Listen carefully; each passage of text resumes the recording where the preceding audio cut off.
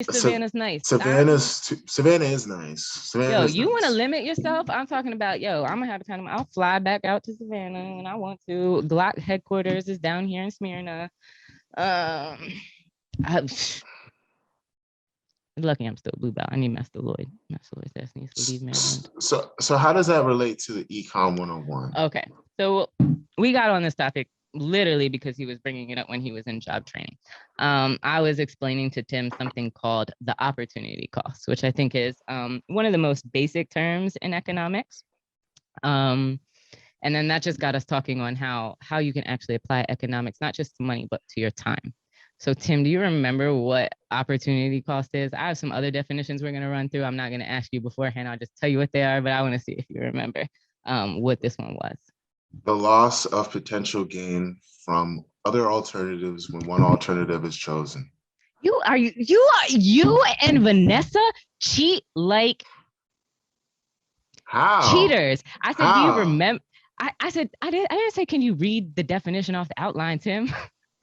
Well, it's what I remember. I remember it's just so worded so nice on the outline that I had to just say it. See, at first, I knew it.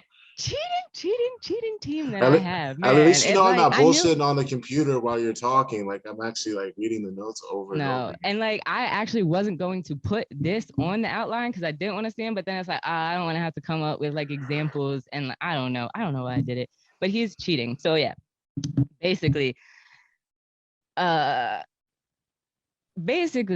what I said, I was going to ask him if he wanted to explain it. So opportunity cost, he is telling me, and this is how it came up. He said he had multiple trainings for multiple jobs.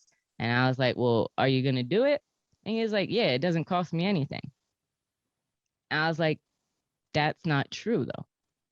Like, especially like, because I also know Tim's been spending a lot of time filling out applications, security shit. Like it's consumed already a lot of his time before he's got to the training. So all of that is opportunity cost. All of that time that he was doing, filling out applications is less time he had on the mats, less time he had doing cardio, less time he had resting. He doesn't see it as a cost because it wasn't getting paid. But like when you think of time as money, that does become a great opportunity cost. So it's like every hour that you're sitting in training and you're sitting in training for a job and you're actually skipping training for a fight, or you're not remodeling the basement, or you're not learning something for the podcast, that's a cost that you're paying. So it's kind of important to think about that and like the opportunity cost that you lose with training, because everybody says that they don't have enough time to do stuff. And Dr. Rosa gave a really great example of this when he was talking about white belts and blue belts that are like always running after their sponsorship. They're trying to get any kind of sponsorship, and they'll get like a cryo sponsorship, like just a random thing, go sit in a cold tank for DC Open or worse, Naga. And they'll go like 30, 40 minutes. They'll take that drive up to get this free cryo and their drive back, or maybe they're paying for it, worse. But really what that athlete needed to do was just not eat a lot and rest their body because they're overtraining. So it was like an opportunity cost that they lost. So we're going to give the listeners a little homework too. So in your training, it's like, what hidden opportunity costs are you paying without realizing? Like, what are you wasting your time doing? Can you think of anything else that you're wasting your time doing, Tim? Well, I guess like the job is important. So can you think of something that maybe you're wasting your time that's a big opportunity cost for you?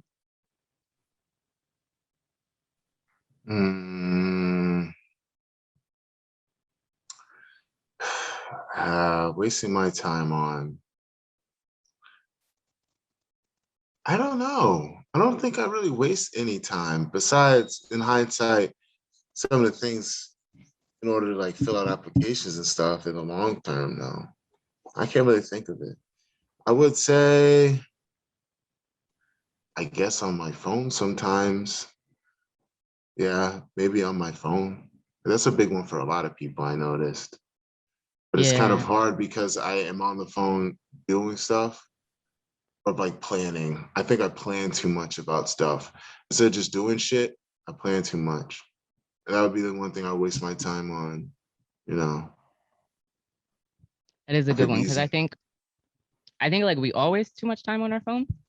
And then like also it can be very hard because we don't think we have an opportunity cost because we think everything that we're doing is so important or so vital to what we're doing. Right. Mhm. And that might be the case, but you can still be doing too much. So what do you do at that point? If you don't feel like anything you're doing is an opportunity cost, then you need to prioritize what you're doing. Absolutely. That's what I've been doing a lot the last couple days. It hasn't been, it's a fairly new thing for me. I look at it as every week since like everything opened back up and since we've been pushing hard with the podcast, that I had to prioritize and then demand greatness of myself. I think what would help a lot of people is that you don't just plan shit out. You don't just think about it, but you got to demand it of yourself. And you got to have things that are non-negotiable in your life. And once you have that in your mind, you have to demand it of yourself. Like an example of like the phone thing, you have to demand of yourself that you're not going to just fuck around on it. You're going to get the shit you need to get done. You're going to do it. You're going to demand of yourself to go to bed early. And it's a non-negotiable. You got to do whatever you can to make it so you can get the job done or whatever it is that you want to do, or at least take steps to do it. Don't think about shit. Just fucking go for it. And if it doesn't pan out, fuck it. You tried.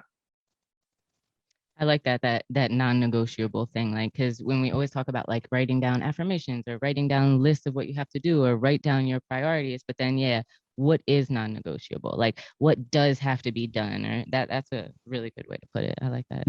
Absolutely. So I want everybody to think about that. Once we drop this episode, if you can think of your opportunity costs and your answers to this, we'll have a post on Instagram. Leave them in the comments or leave them in the comments on YouTube. We want to know what y'all think.